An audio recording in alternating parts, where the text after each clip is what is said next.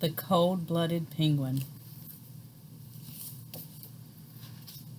This is from the Walt Disney movie, The Three Caballeros. Way down at the bottom of the world, near the South Pole, where the summers are even colder than the winters, there lived a little penguin. His name was Pablo.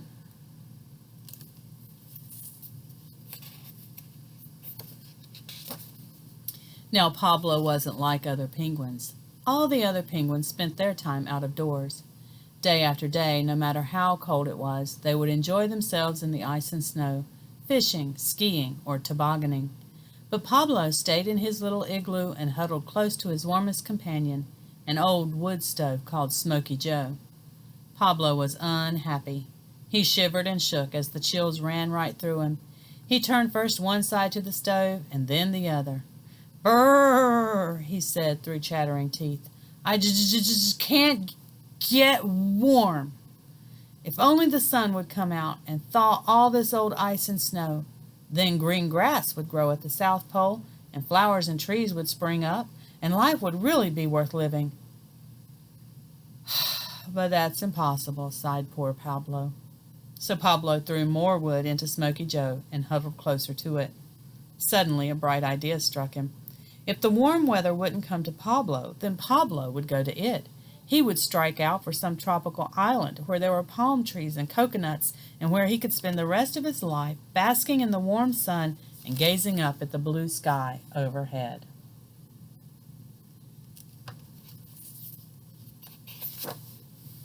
So the determined little penguin buckled on his snowshoes and said goodbye to Smoky Joe, and bravely set forth for the isle of his dreams. All his friends turned out to see him off. They were very fond of Pablo, even if he was cold-blooded, and they hated to see him go. But Pablo had made up his mind. Nothing was going to stop him.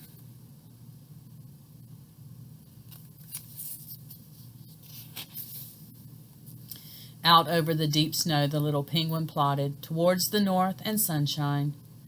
But he hadn't gone very far from his igloo when a blast of cold air struck him and froze him stiff as a board.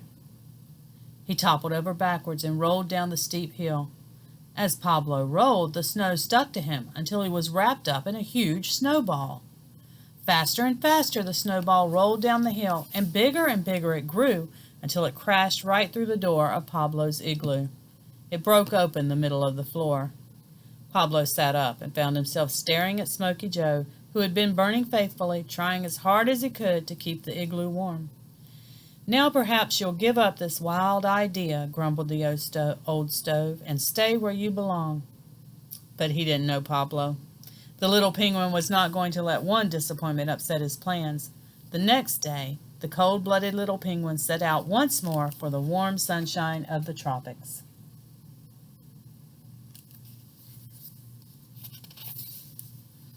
This time, he took precautions against his feet slipping on the frozen snow.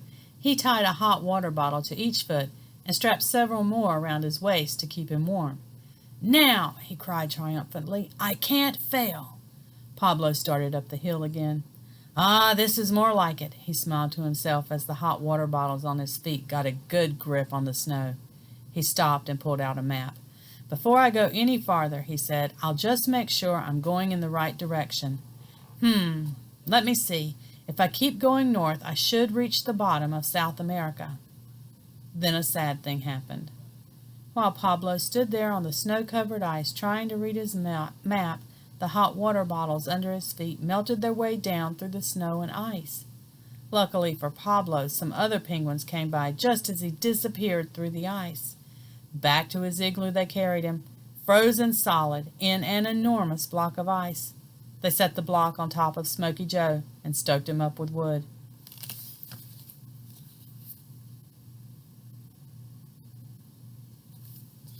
Slowly the ice melted, and little Pablo jumped down to the floor. Apart from being a little colder than usual, he was none the worse for his experience. Look, here they are, carrying him back in his block of ice. For a long time after that, the cold-blooded penguin did nothing. He just sat in front of Smoky Joe and fed him firewood all day long. The other penguins were convinced that Pablo had at last given up his silly idea of trying to find a tropical isle. But not Pablo. Oh no. He was thinking, there must be some way to get away from the South Pole, he thought. All of a sudden he jumped up and ran out of his igloo. I've got it, he cried excitedly. Of course. Why didn't I think of it before? I'll build a boat. Working feverishly, Pablo sawed a big chunk out of the ice in the shape of a boat. Then he fitted it with a mast and a sail and took aboard all the things he thought he'd need on his long voyage. Food, water, a chart. He took an umbrella in case it rained. A bathtub, and of course, his old friend Smokey Joe. Finally, the cold-blooded little penguin set sail for the land of his dreams. Here he is cutting out the ice boat. Day after day, the cold wind blew up from the south and carried the little ice boat farther and farther north. As they got nearer to Cape Horn, a blanket of fog rolled in. Pablo had no idea fog could be so thick. Then one day, when the fog lifted suddenly, Pablo saw land quite close to the port side. Then more land loomed up on the starboard side. Pablo was puzzled. How could an ocean have two opposite coastlines so close together? But when he looked at his chart, he saw the reason. He was sailing through the Straits of Magellan. So far, so good, thought Pablo as he steered his boat in between the rocky little islands that were dotted about. This is really adventure. He sailed safely through the straits, then turned north up along the cliff-lined coast of Chile. After Pablo had been at sea for many days, the wind dropped and the sail flapped idly against the mast. Pablo was worried. He knew that without a wind to blow the boat along, he would just drift about there in the middle of the ocean, and his water supply was running low. Then one morning a little storm cloud came up. It was only a baby cloud, but it was better than nothing. Closer and closer it came until it hovered right over the boat. If only it would break, thought Pablo. It's probably full of rainwater. The little black cloud came lower and lower and bumped into the top of the mast. Pablo held up his umbrella as the little cloud burst open, but all that came out was a single drop of rain.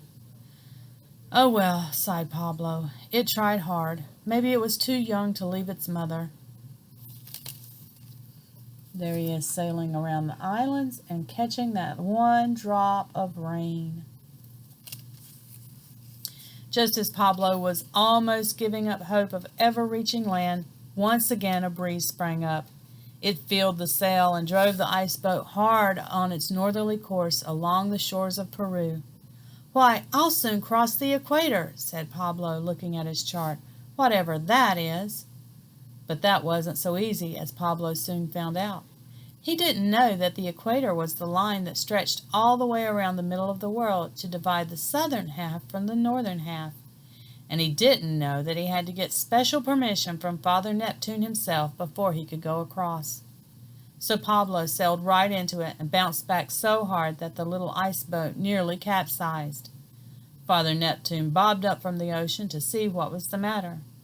Pablo explained that it was an accident and that he was just a cold-blooded penguin looking for a warm tropical island with blue skies and flowers. Glad to help you out, son, said the old king of the sea after he had introduced himself. I know just the place. Turn left right here and follow the curl of the waves until you hit the Galapagos. They're as pretty a group of tropical islands as you could wish to see. Thank you, sir, said Pablo. Then Father Neptune lifted up the line with one hand, and Pablo sailed his boat right under it. The warm tropical sun beat down on the little boat as Pablo lay stretched out on the deck, enjoying every minute of it. This was better than freezing at the South Pole.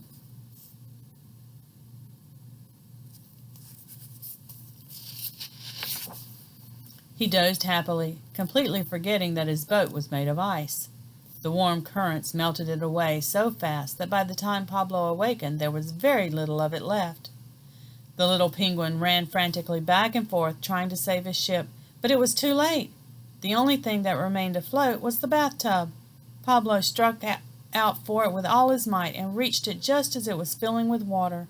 Scrambling inside, he bailed it out as fast as he could, but the faster he bailed the water out, the faster the bathtub seemed to fill up.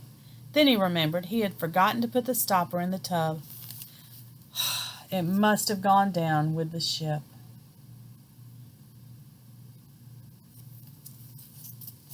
Pablo is in a mess, isn't he? Something had to be done. Pablo pulled off the shower pipe and jammed it into the hole in the bottom of the tub. The water spurted up through the shower pipe and poured out over the side. As it did so, it pushed the bathtub through the water at a terrific speed. Straight towards a smooth, sandy shore sped the tub and slid up on the beach. Pablo jumped out excitedly. He scooped up handfuls of the fine white sand and let it run through his fingers. "At last!" he cried. "I'm on a tropical island." There were coconuts as big as footballs hanging in clusters from the tall trees, big bunches of yellow bananas, luscious persimmons, ripe juicy mangoes. In fact, there was everything his heart had ever desired. This was truly the isle of his dreams. So, the cold-blooded little penguin built himself a hammock and swung it between two palm trees, and all he did each day was to bask in the tropical sunshine and eat fruit and drink coconut milk. Pablo should have been the happiest penguin in the world, but there were times, as he lay in his swaying hammock, basking in the sunshine, that he would sigh long and deeply. He was thinking of the crisp cold, the gleaming snow, and the clear green ice of his old home in the far-off South Pole.